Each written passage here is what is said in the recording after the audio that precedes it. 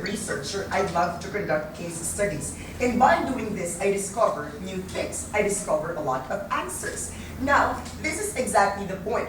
The good thing about exploration is that you get to find cure to certain diseases that are not treatable before. At the same time, you get to add more comfort to human life. Technology perhaps is a product of curiosity and exploration of the human mind. Well, of course, for one, that is my idea of exploration. Well, another is, there are certain individuals who would love to engage themselves in adventure. And why is it that people love adventure? Because things are happening for the very first time. When they experience it the first time, they are happy with the novelty of the experience, such that this is something that we would like to try more often. Well, what are examples of adventurous activities? What are examples of adventurous activities? There are people who would engage in sports activities like bungee jumping, rappelling, spelunking, wall climbing. Also, other people get to engage in adventurous activities like traveling from one place to another. Well, for them, that's already adventurous enough. While some other people, in exploring things, would literally just push themselves to the limits. They just take the risk. It is only when you take the risk that you get to have an idea of your capabilities and your limitations. Well, there are more people who would engage in exploration. Another form is space exploration. When you go outside, outer space, you get to see a lot of things and you get to explain the occurrence of naturally occurring phenomena in the solar system. Well, I think the best advantage of space exploration is that now we have a satellite. Because satellite is the one that facilitates worldwide communication and information. So, exploration has contributed a lot to humanity. That is why I personally would say this is the best solution in bridging the gap from the unknown to the known. That is why I'd still say yes to exploration in the future. Okay? Just keep on talking. That is how you're expected to answer if Boston is your examiner. Okay? Well, may nakuha namang ideas, kahit paano. Just keep on ranting. Just keep on taking notes regarding the things that I'm saying here. Okay? So as I've said, of all my classes, this is the only one which is not scripted. Okay? Now, I'll discuss more about Mr. Bostock when I move on to another examiner later on who is considered to be the worst in the IELTS. Because generally speaking, what the worst examiner expects from the test takers is also the same expectations from the other equally bare examiners. Okay? Now, after Mr. Bostock, let us move on to the next examiner. Okay? Examiner number 2 is Corazon de Falza. Number 1, a freelance examiner. Number 2, she is not fond of traveling. She always conducts the exams in Manila. But there are very rare instances, like once in 6 months or once in 4 months, that she would also travel to the provinces. Now, why is she not sent more often? That's because she is a frail person. She's already the oldest examiner at the age of 69, and that explains why. Now, what about number 3? A very active examiner, for that matter. And number 4, physical description of Corazon de Falza. She is a petite old lady, okay? In fact, all my students would tell me that she resembles a lot like Isa Segura, okay? So the old version of Isa Segura, that's Mrs. Corazon de Falza. Now, what about her color? She is a blue examiner. Now, if only there's such thing as my favorite examiner, for sure it is Corazon de Falza.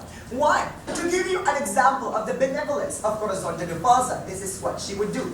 She'll ask you questions. If your answers are wrong, or if you cannot think of an answer, what she's going to do is, she's going to stop the recorder. Because the conversation is recorded. Now, after stopping the recorder, she's going to teach you the right answer. Okay? And then, I want her. tapos. Pakinig mo na ako. Tatlong oras na lang kwento lang. Okay? Now, she's going to stop the recorder. She'll teach you the right answer. And then she's going to repeat the conversation from the very beginning, asking exactly the same questions, so that now all your answers are delivered in a more fluid and, of course, better manner. Wow. That's the kind of examiner that de Falza is. Now, I always keep on telling my students, if you are assigned to Corazon de Falza, anak ka ng Diyos. Okay?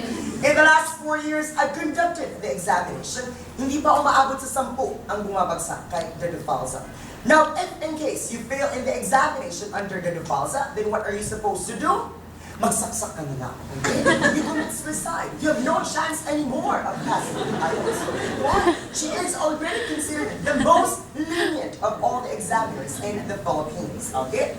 Now, take note of this. The Duvalsa is lenient but not generous. What's the difference between the two? Her usual highest is 7 to 7.5, okay? But nevertheless, what you need is what? A 9 or a 7? You need a 7.